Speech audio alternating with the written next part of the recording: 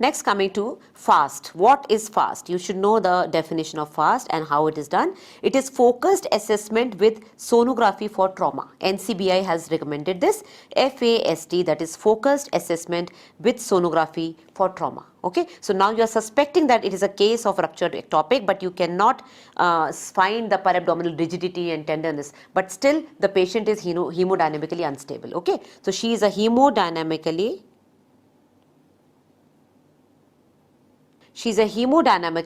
unstable pregnant woman with no rigidity.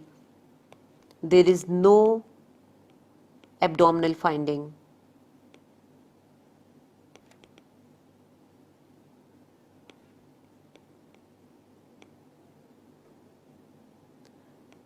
No rigidity, no guarding, but still she is hemodynamically unstable. You are suspecting ectopic. So what do you have to do? You have to do FAST, focused assessment with sonography for trauma. It is done bedside.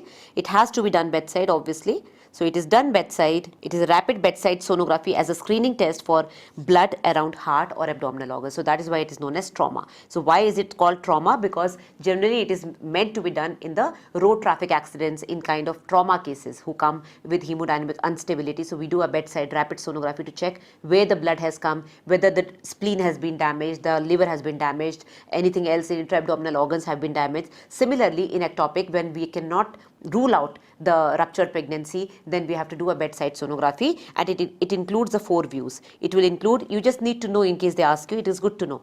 Hepatorenal recess, that is the Morrison's pouch, just below the liver.